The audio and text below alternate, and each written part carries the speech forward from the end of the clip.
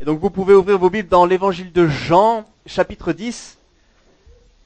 Évangile de Jean, chapitre 10. Si vous avez les Bibles comme celle-ci, nous sommes à la page 696. 696. Évangile de Jean, chapitre 10.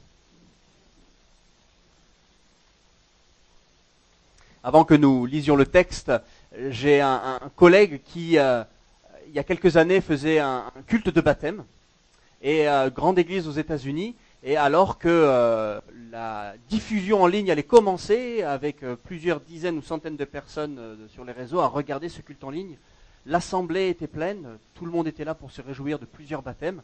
Et il met les pieds dans l'eau, dans le baptistère, et il y a une personne qui se tient à côté de lui, il prend le micro. Et vous savez ce qui se passe au début des baptêmes. En général, on pose quelques questions, n'est-ce pas? De confession de foi, juste pour attester publiquement de cette foi en Jésus-Christ. Et alors qu'il est là avec son micro, il pose une question très simple du style avez-vous placé votre confiance dans le Sauveur et Seigneur Jésus-Christ? Il tend le micro et la personne dans l'eau, elle dit de manière intrépide, je suis Jésus-Christ. Alors, comment? Oui, c'est moi Jésus. Et on voit le pasteur qui, de manière très habile, il voit que la personne ne rigole pas. Et se dit, bon, nous allons donc te remettre dans des cours de théologie pour bien s'assurer que tu aies bien tout compris. La personne est dans l'eau, ne bouge pas. Et de manière très simple, il réussit à prendre l'assemblée, l'amener à prier pour que la personne sorte et une autre personne rentre dans le baptistère. Mais imaginez-vous à la place de ce pasteur, alors que quelqu'un vous regarde dans les yeux et dit « c'est moi Jésus ». De quoi rendre perplexe, n'est-ce pas? Et dans notre texte aujourd'hui, nous avons bien Jésus qui parle. Et nous avons Jésus qui, encore une fois, dit des paroles frappantes, choquantes, et pour les pharisiens blessantes. Mais pour nous, pauvres petites brebis aujourd'hui, des paroles si réconfortantes. Des paroles si réconfortantes. Et j'aimerais qu'on puisse lire ensemble l'évangile de Jean, chapitre 10, du verset 19 à 42. Donc nous finissons la deuxième partie du chapitre 10, connu aussi sous le nom du discours Jésus le bon berger. Jean chapitre 10 à partir du verset 19. Ces paroles provoquèrent de nouveau une division parmi les Juifs. Beaucoup d'entre eux disaient « mais il a un démon, il est fou. Pourquoi l'écoutez-vous » D'autres disaient « ce ne sont pas les paroles d'un démoniaque. Un démon peut-il ouvrir les yeux d'un aveugle » On célébrait alors, à Jérusalem, la fête de la dédicace. C'était l'hiver. Verset 23. Jésus marchait dans le temple sous le portique de Salomon. Les Juifs l'entourèrent et lui dirent « mais jusqu'à quand nous laisseras-tu dans l'incertitude? Mais si tu es le Messie, dis-le nous franchement. » Jésus leur répondit, « je vous l'ai dit et vous ne le croyez pas. Les œuvres que je fais au nom de mon Père témoignent en ma faveur. Mais vous ne croyez pas parce que vous ne faites pas partie de mes brebis. Mes brebis écoutent ma voix, je les connais et elles me suivent. Je leur donne la vie éternelle. Elles ne périront jamais et personne ne pourra les arracher de ma main. Mon Père qui me les a donnés est plus grand que tous et personne ne peut les arracher à la main de mon Père. Le Père et moi sommes un. » Alors, les Juifs prirent de nouveau des pierres pour le lapider. Et Jésus leur dit, « je vous ai fait voir beaucoup de belles œuvres qui viennent de mon Père. À cause de laquelle me lapidez-vous » Les Juifs lui répondirent, « ce n'est pas pour une belle œuvre que nous te lapidons, mais pour un blasphème, parce que toi, qui es un être humain, tu te fais Dieu. » Jésus leur répondit, « n'est-il pas écrit dans votre loi, j'ai dit, vous êtes des dieux » Il cite le psaume 82 ici. « J'ai dit, vous êtes des dieux. S'il est vrai qu'elle a appelé Dieu ceux à qui la parole a été adressée, et si l'écriture ne peut donc pas être annulée, comment pouvez-vous dire à celui que le Père a consacré et envoyé dans le monde, tu blasphèmes? Et cela parce que j'ai affirmé, je suis le Fils de Dieu. Si je ne fais pas les œuvres de mon Père, mais ne me croyez pas. » Verset 38. « Mais si je les fais, même si vous ne me croyez pas, croyez à ces œuvres, afin de savoir et de reconnaître que le Père est en moi et je suis en lui. Voilà pourquoi ils cherchaient encore à l'arrêter, mais il leur échappa. Verset 40. Jésus retourna de l'autre côté du Jourdain, à l'endroit où Jean avait d'abord baptisé, et il y resta. Verset 41. Beaucoup de gens vinrent vers lui et il disait, Jean n'a fait aucun signe miraculeux. Mais tout ce qu'il a dit à propos de cet homme, visant Jésus, était vrai. Et là, beaucoup crurent en lui. Jusqu'ici, la parole de Dieu, Jean chapitre 10, versets 19 à 42. Dans ce texte, j'aimerais voir avec vous ce matin la manière dont Jésus fournit plusieurs promesses dans lesquelles nous devons trouver notre réconfort. La semaine dernière, on a vu l'identité du bon berger, ce qu'il fait, il donne sa vie pour ses brebis, c'était jusqu'au verset 18. Et aujourd'hui, il nous parle des promesses du bon berger. Les promesses du bon berger. Et vous et moi, nous avons besoin de promesses pour pouvoir opérer dans nos vies, n'est-ce pas? Nous fonctionnons grâce aux promesses de quelqu'un ou alors de Dieu lui-même. Et alors que j'étudiais ce texte cette semaine, j'ai réalisé quelque chose sur ma vie, et j'imagine que c'est peut-être la même chose pour vous, c'est à quel point ma vie et la direction de ma vie est contestée. Il y a un combat tous les jours, n'est-ce pas? Et on le voit dans ce texte. Ce texte, on voit que la direction du peuple juif est contestée. Jésus se présente comme le bon berger. Et les bergers du peuple de l'époque, c'était les juifs qui ne sont pas contents justement qu'il y ait un nouveau berger. Et c'est pour ça qu'il y a une réaction vive et forte de le lapider. Et si dans ce texte on voit une contestation dans la direction, ne soyons pas surpris que nos vies, la direction de nos vies est contestée. Il y a une vie à soumettre au leadership du bon berger. Et devinez quoi? Pour se soumettre au bon berger, les promesses de ce texte que j'aimerais voir avec vous ce matin sont là pour nous faire capituler et nous donner pleinement confiance dans le bon berger. Nous donner pleinement confiance de pouvoir marcher à sa suite avec joie et par amour. Alors je sais, ça peut paraître répétitif. L'opposition constante des pharisiens. Nous arrivons à la fin du chapitre 10. C'est la fin du livre des signes. Alors si vous vous souvenez, si vous êtes là et vous n'avez pas été présent pour les premiers 10 chapitres de l'évangile de Jean, petit rappel, vous avez de l'évangile de Jean chapitre 1 jusqu'au chapitre 12, ce qu'on appelle le livre des signes. D'accord ? Ça couvre 3 ans de ministère. Et dans ce livre des signes, l'unique objectif de Jean, c'est de montrer par les signes que Jésus est Dieu. Et à partir du chapitre 12 jusqu'au chapitre 21, ça ne couvre pas 3 années de ministère. Ça couvre une semaine. Et quand on arrive donc à ce chapitre 10, nous sommes à la fin du ministère public de Jésus, du moins à la fin de ses invitations d'enseignement. Et c'est frappant de penser à cet auteur, Jean, qui a pris soin de, entre guillemets, fermer le chapitre des enseignements de Jésus par celui-ci. Jean nous dit dans son évangile au chapitre 20, verset 31, l'objectif de son écrit. Ce n'est pas à nous de l'inventer, ce n'est pas à nous de le deviner. Son objectif est très simple. Je lis. Mais ces choses, évangile de Jean, ont été écrites afin que vous croyiez que le Christ est le Fils de Dieu et qu'en croyant vous ayez la vie en son nom. C'est ça l'objectif. Pourquoi est-ce que nous lisons l'évangile de Jean? Nous voulons lire ce texte pour persévérer dans notre foi, parce que oui, notre vie a des hauts et des bas, des doutes, des chutes, des tensions. Et nous pouvons aussi, et nous devons prendre cet évangile et l'ouvrir avec nos amis pour justement qu'ils entendent parler de l'évangile et que la foi soit suscitée. C'est l'objectif de ce livre. Et donc, il nous donne ici 3 promesses. Et j'aimerais les couvrir avec vous ce matin, 3 promesses. Relisons ensemble le chapitre 10 à partir du verset 27. Dites-moi si vous réussissez à voir ces 3 promesses. Mes brebis entendent ma voix. Je les connais et elles me suivent. Je leur donne la vie éternelle. Elles ne périront jamais et personne ne les ravira de ma main. Mon Père qui les a donnés est plus grand que tous et personne ne peut les ravir de la main de mon Père. 3 promesses. J'identifie la première qui est la promesse de la vie éternelle. Deuxièmement, la promesse de la grâce, parce que cette vie éternelle, elle est donnée. Elle n'est pas acquise par nos forces, elle n'est pas méritée par nos œuvres, elle n'est pas poursuivie par une vie de sainteté, elle est donnée.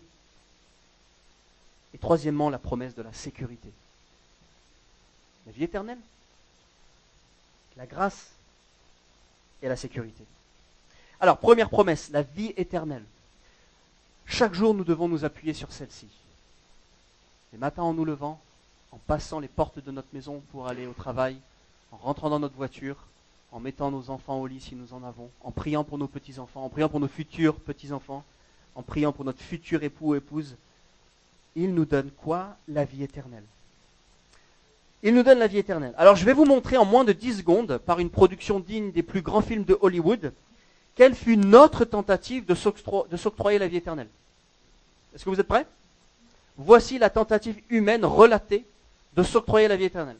3, 2, 1, c'est parti.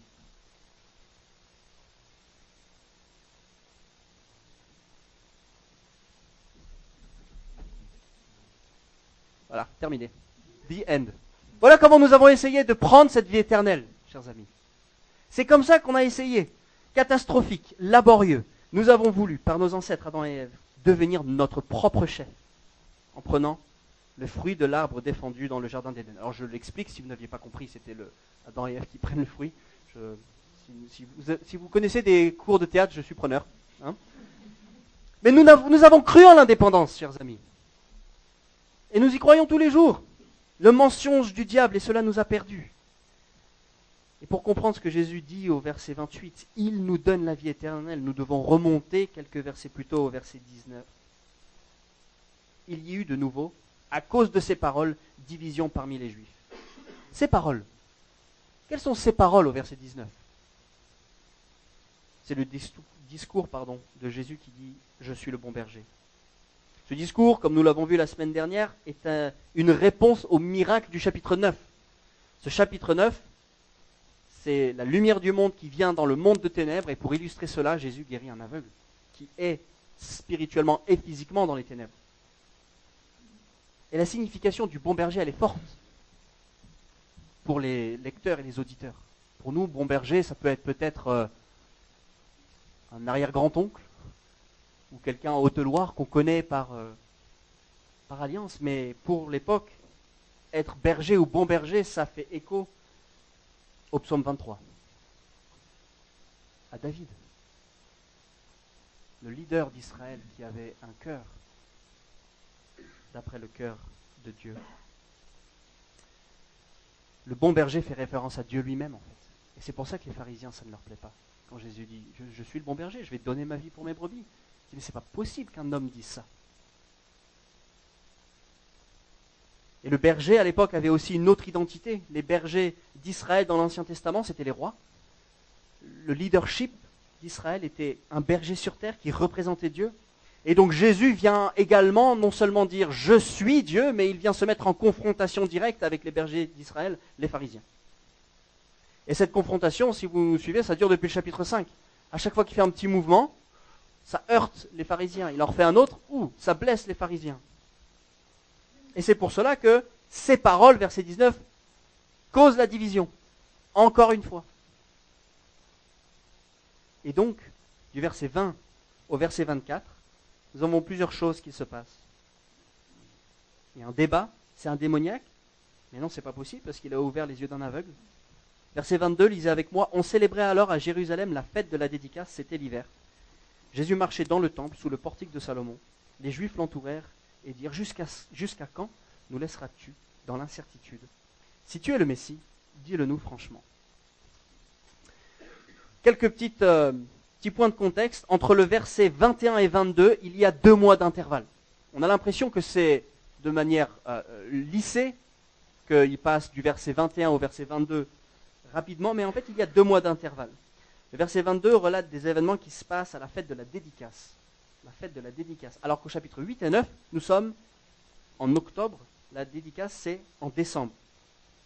C'est aujourd'hui ce qu'on appelle la fête de la Hanouka.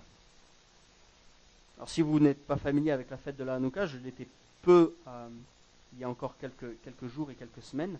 En 175 avant Jésus-Christ, il y a un homme qui s'appelait Antioche d'Épiphane, qui gouvernait Israël, et il voulait mélanger la culture juive et la culture grecque qui était montante.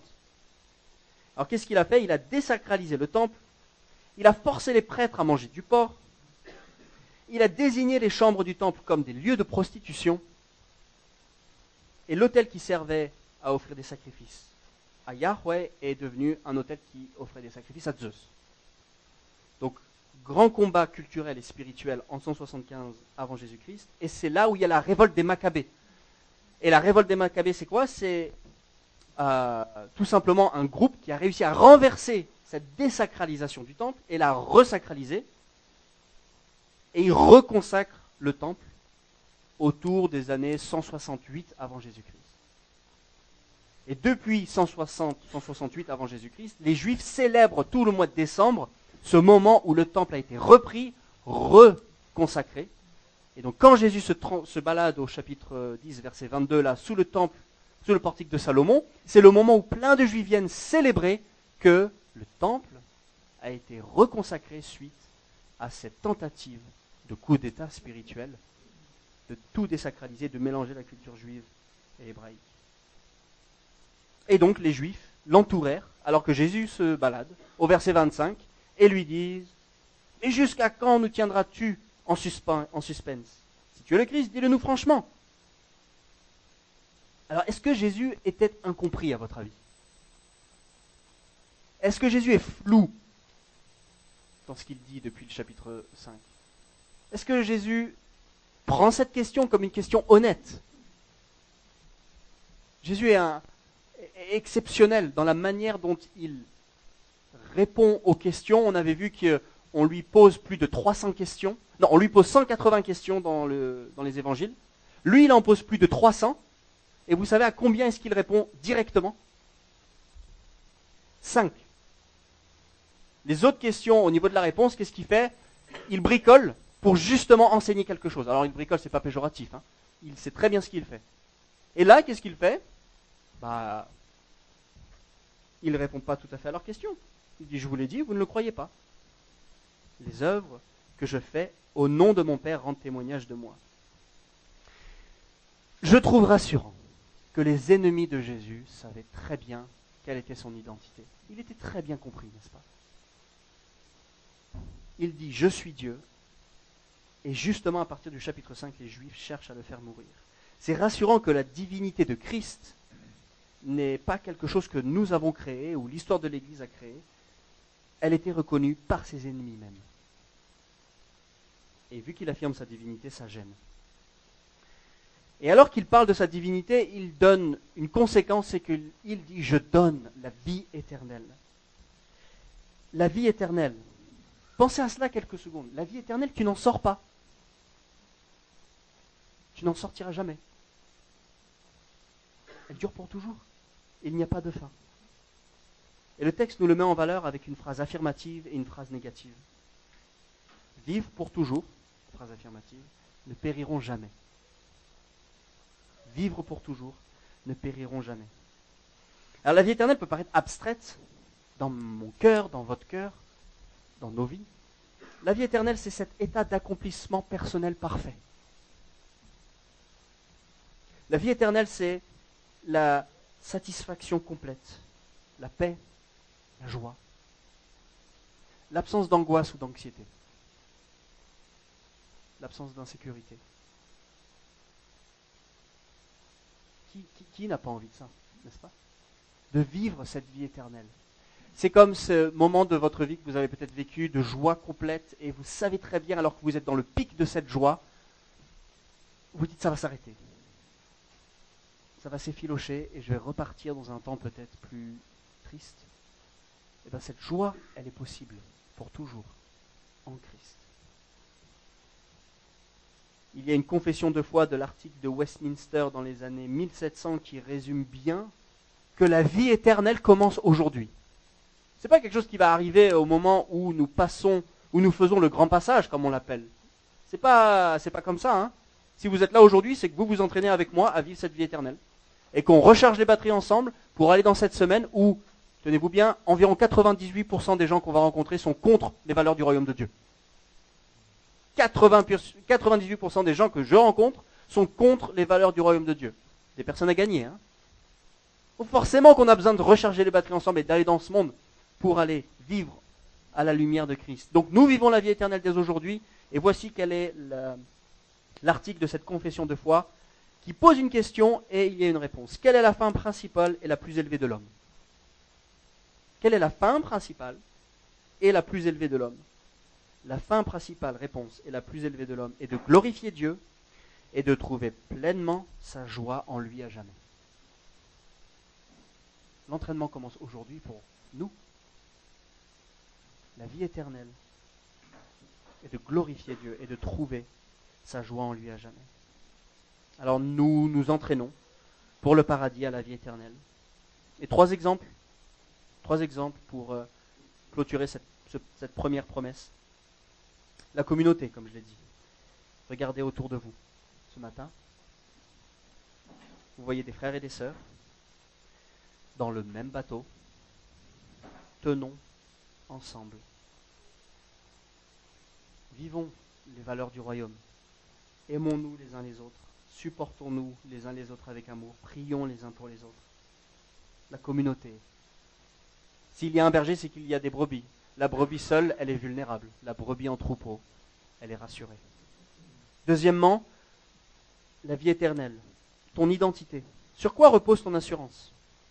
Sur ce que tu fais ou ce que tu es?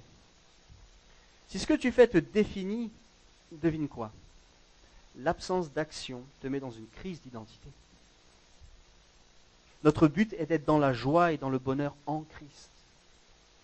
De trouver notre joie profonde en lui. Dernier exemple, les addictions. Aujourd'hui, rien ne rapporte plus de plaisir que les addictions. Ce pic de dopamine qui te permet d'exister. L'alcool, la drogue, la cocaïne, le dérèglement sexuel. Nous vivons dans un monde avec tant de béquilles à notre disposition pour vivre une joie si passagère. Notre Dieu nous appelle à venir puiser notre force en lui, notre joie en lui, que la vie éternelle démarre aujourd'hui. Et c'est comme ça en fait qu'on réussit à se démarquer du monde, n'est-ce pas? Comment ça se fait que les chrétiens de tous les siècles, sous la tyrannie, sous la dictature, sous la prospérité, étaient toujours les plus joyeux? Parce que nous vivons pour un autre monde. Alors oui, nous sommes touchés, je suis touché, heurté par ce qui se passe ici-bas. Oh là là, si vous saviez. Mais tout de même, la promesse de la vie éternelle nous permet de puiser en Christ. Deuxième promesse, la promesse de la grâce, la promesse du don. La promesse de la vie éternelle, comme nous le dit le texte, n'est pas un don, n'est pas un dû, pour lequel nous avons dû travailler, mais c'est un don. Est-ce que vous avez été saisi par les paroles glaçantes de Jésus au verset 26? Paroles glaçantes de Jésus au verset 26. Je les relis. Vous ne faites pas partie de mes brebis. Vous ne faites pas partie de mes brebis. Le jugement est définitif là. Souvent on pense que Jésus c'est l'amour, l'acceptation, l'amour, et puis il met tout sous la table parce qu'il est venu et... Ah bon? Quand il dit au paralytique, va et ne pêche plus, il le menace presque. Là il dit à des pharisiens, vous n'êtes pas de mes brebis. C'est fort. Parce que mes brebis entendent ma voix, je les connais, elles me suivent. Et la vie éternelle, beaucoup la proposent, certains la promettent, mais ce qui m'intéresse, moi, c'est la manière dont elle est reçue dans ce texte. Elle est acquise. Il la donne. Il la donne. Et nous courons tous pour être valorisés par certaines choses, par certaines personnes. Nous courons tous pour vouloir recevoir l'approbation de Dieu, n'est-ce pas? Et c'est normal. Pourtant, être une brebis, c'est tout simplement être vulnérable et dire je ne peux pas la mériter, je ne peux pas œuvrer pour, je peux juste la recevoir. Les pharisiens n'étaient pas du tout dans cette disposition-là, n'est-ce pas? Il fallait que ça se mérite, il fallait faire. Et se démarquer des gens de mauvaise vie. Écoutez ce que la parole de Dieu nous dit sur ce don. C'est par la grâce que vous êtes sauvés par le moyen de la foi. Cela ne vient pas de vous, c'est le don de Dieu. Ce n'est point par les œuvres, afin que personne ne se glorifie. C'est Éphésiens 2, 8 et 9. Philippiens 1, 29. Il vous a été fait la grâce, non seulement de croire en lui, mais également de souffrir pour lui. Il vous a été fait la grâce de croire, il vous a été fait un cadeau de croire. Vous ne pouvez pas le produire. Et le texte de Philippiens, ce n'est pas l'objectif de notre passage ce matin, il nous dit que aussi la souffrance, c'est un cadeau. Quand ça ne se passe pas comme prévu, quand ça heurte, c'est aussi un cadeau que Dieu nous fait. Ce sera pour plus tard et un autre dimanche, on n'a pas le temps de le couvrir. Et cela fait écho donc à l'objectif du livre, comme on l'a dit tout à l'heure. Dans le but de ce qui a été écrit, c'était de croire, de nous amener à avoir la foi ou alors de persévérer dans la foi.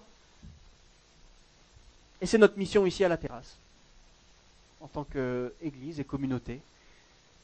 Nous appelons les gens à croire en l'Évangile, en la bonne nouvelle, à placer leur confiance dans le Sauveur, crucifié, ressuscité, et qui est auprès du Père. Et que l'identité de chaque porteur d'image sur terre n'est pas dans ce qu'ils font, ni dans ce qu'ils sont en eux-mêmes, mais dans ce que Dieu dit qu'il est. C'est un don. Il a choisi. Ce n'est pas nous qui avons choisi, c'est lui qui a choisi. Nous n'avons pas mérité.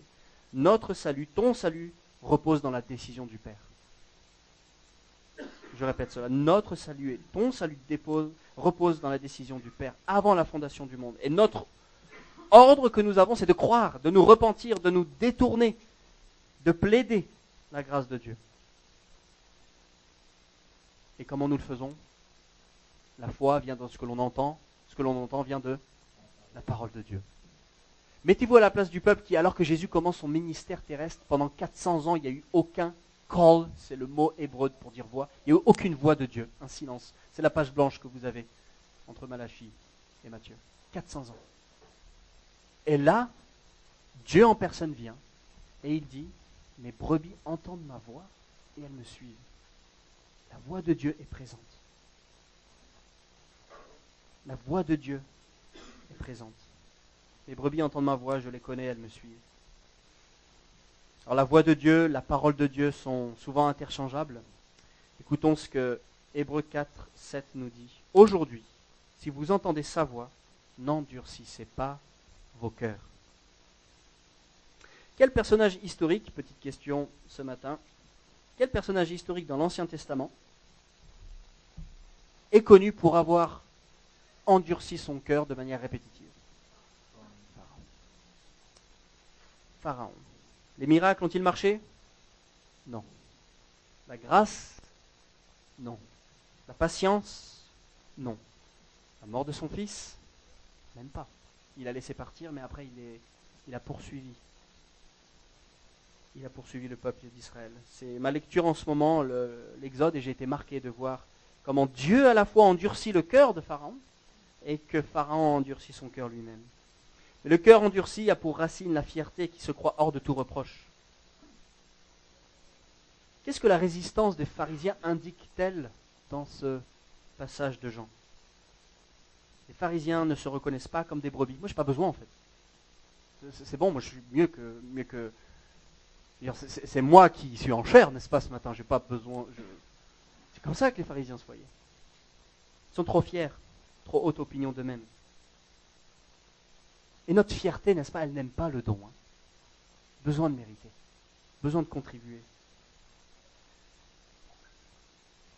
Cette semaine, alors que j'étais en cours d'une classe au collège, j'ai confisqué un papier qui circulait entre les tables, vous savez, comme nous l'avons tous fait. Et je confisque le papier, puis je vois, alors que je le déroule, des citations de sensei. Vous savez, c'est les sages japonais. Et je regarde l'élève en moitié en rigolant, parce que c'est pas un méchant gamin, et c'est écrit une citation de sagesse de ce maître japonais qui dit « Ne peut être sauvé que celui qui désire être sauvé. » Et je dis « Mais il y a du vrai en fait, n'est-ce pas ?» Les pharisiens disent « Ah non, c'est bon, moi je suis en bonne santé. J'ai pas besoin de... Je suis une brebis, mais qui est une brebis Superman. » Et il n'y a pas de brebis Superman dans l'enclos de Jésus, n'est-ce pas? Je veux dire, vous faites ce que vous voulez avec les gens que vous admirez dans la foi, mais ils sont tous comme vous. Ne soyons pas des petits pharaons ce matin. N'endurcissons pas nos cœurs. Dieu aime et Dieu donne, c'est ce que Jean 3,16 nous dit, car Dieu a tant aimé le monde qu'il a donné son Fils unique, afin que quiconque croit ne périsse pas, mais qu'il ait la vie éternelle. Dans ce texte, promesse 1, la vie éternelle, promesse 2, comment il fait pour qu'on la reçoive, il la donne. Notre foi authentique en Christ est le gage, la promesse que nous appartenons à l'enclos. Troisième promesse, la protection, la sécurité dans la souveraineté de Dieu. Je relis au verset 29, « Personne ne les ravira de ma main. Mon Père qui me les a donnés est plus grand que tous, et personne ne peut les ravir de la main de mon Père. » Quel réconfort, n'est-ce pas? Dans une génération où l'insécurité, l'anxiété, l'angoisse dans les vies de nos contemporains est au plus haut, c'est un souci un sociétal, même de santé publique, je crois, de voir des gens si mal. Et c'est vrai que ce que je vais dire là ne va peut-être pas nous plaire beaucoup, mais nous, les brebis, aujourd'hui présentes, nous sommes fragiles. Nous sommes impuissants. Nous sommes de passage sur terre et nous sommes si crédules de tomber dans les pièges. C'est ça, hein, nous vivons dans un monde que nous n'avons pas créé, sur lequel nous n'avons que très peu de contrôle. Le monde dans lequel nous vivons, nous n'avons pas créé, nous avons si peu de contrôle. Et nous n'aimons pas cela. Les choses nous échappent. Nous sommes en proie à des pièges où nous tombons facilement. Nos âmes sont si souvent abattues. Et par le bon berger, nous avons besoin de protection, de provision et de direction. Et c'est ce qu'il nous dit là. Personne ne les ravira de ma main. Cette promesse nous affirme qu'un sentier est tracé et qu'il te garde, il me garde. Au milieu des tensions que tu vis, des doutes, des assauts spirituels, des sauts émotionnels. Et la réelle question que je veux vous poser, c'est comment est-ce que tu vas aujourd'hui? Comment ta semaine s'est passée? Comment tu tiens bon?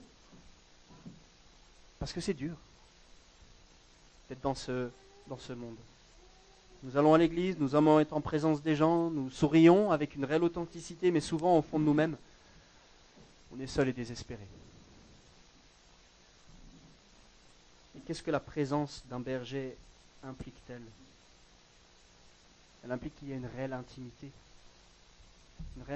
entre le bon berger et les brebis.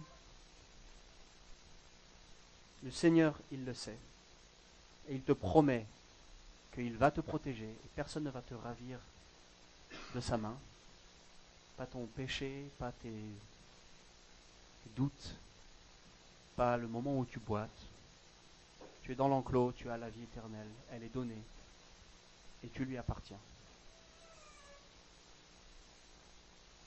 Avant de récapituler et voir quelques applications, j'aimerais juste éclaircir 2 difficultés dans ce passage. Je les laisse pour la fin parce que j'aimerais quand même les aborder. Il y a un verset énigmatique au verset 34. Est-ce que vous l'avez vu avec moi? Ce verset énigmatique que Jésus dit un peu en réponse. Verset 34. N'est-il pas écrit dans votre loi, j'ai dit vous êtes des dieux? Que veut-il dire? N'est-ce pas? Deuxième difficulté, il dit l'écriture ne sera pas anéantie. Comment est-ce que c'est une bonne réponse aux questions posées? Qu'est-ce que Jésus enseigne réellement là? Premièrement, quand il dit vous êtes des dieux, il cite le psaume 82, verset 6. Et en disant vous êtes des dieux, il dit aux pharisiens, vous êtes un peu comme des représentants de Dieu sur terre, comme des juges humains qui peuvent, par la justice administrée, représenter ce que c'est Dieu. Alors il dit, vous représentez Dieu sur terre, il a délégué son autorité, vous êtes censés enseigner la parole de Dieu aux hommes, vous êtes l'instrument de Dieu pour proclamer la parole de Dieu. C'est exactement ce que cela veut dire, être des dieux sur terre. Et c'est un jugement en fait qu'il dit. Quand Jésus utilise ce psaume 82, il juge directement les pharisiens parce que ils ne le font pas. Et ça se retourne contre eux. Donc il dit, attention, hein, c'est censé être par vous que ça vient. Et vous faites tout l'inverse. Et donc voilà pourquoi il vient rajouter une couche. Deuxièmement, il nous dit, l'écriture ne sera pas anéantie. Qu'est-ce que ça veut dire? Le déroulé des événements qui ont été faits et acquises avant la fondation du monde ensuite manifesté par les alliances progressives dans l'Ancien Testament, notamment aussi par Ésaïe, 700 ans avant que Jésus vienne. Ça va arriver. Et il dit aux pharisiens, cherchez pas. Ce que Dieu a décrété, ça va le faire. Rien ne pourra l'arrêter. L'Écriture ne sera pas anéantie. L'Écriture est vraie, digne de confiance. Et il est en train de dire aux pharisiens, vous avez perdu. C'est terminé. Et c'est pour cela que nous voulons tout simplement voir que faire avec ces trois promesses, avec la manière dont nous devons vivre nos semaines, nous confier dans sa provision que c'est un don, nous confier dans la vie éternelle qu'il nous a acquise par son sang, la croix, et que nous sachions que nous sommes aimés et dans sa main. Et j'aimerais tout simplement que l'on termine par la lecture quelques versets dans le psaume 119 qui m'ont fait beaucoup de bien cette semaine. Chapitre 118 à partir du verset 8 jusqu'au verset 18. Juste 10 versets qui vont pouvoir nous mener à réfléchir à comment vivre cette semaine, n'est-ce pas? Psaume 119, page 408 si vous l'avez. Je veux respecter tes prescriptions. Ne m'abandonne pas totalement. Comment le jeune homme rendra-t-il pur son sentier? En se conformant à ta parole. Je te cherche de tout mon cœur. Ne me laisse pas m'égarer, loin de tes commandements. Je serre ta parole dans mon cœur, afin de ne pas pécher contre toi. Béni sois-tu, Éternel, enseigne-moi tes prescriptions. De mes lèvres, j'énumère toutes les sentences que tu as prononcées. J'ai autant de joie à vivre tes instructions que si je possédais tous les trésors. Je médite tes décrets, j'ai tes sentiers sous les yeux. Je fais mes délices de tes prescriptions et je n'oublie pas ta parole. Fais du bien à ton serviteur pour que je vive et que je me conforme à ta parole. Ouvre mes yeux pour que je contemple les merveilles de ta loi. Si nous pouvions peut-être mémoriser cette semaine un ou deux versets de ce passage et nous y conformer, trouver notre joie en lui, que nous puissions marcher à sa suite, individuellement ou en assemblée. Je vais tout simplement prier et ensuite nous allons pouvoir venir à la table du Seigneur, parce que nous aimons terminer ce temps d'enseignement par Jésus lui-même. C'est lui qui est le bon berger, c'est lui qui donne la vie éternelle, c'est lui qui nous permet d'être ses brebis et d'être en sécurité.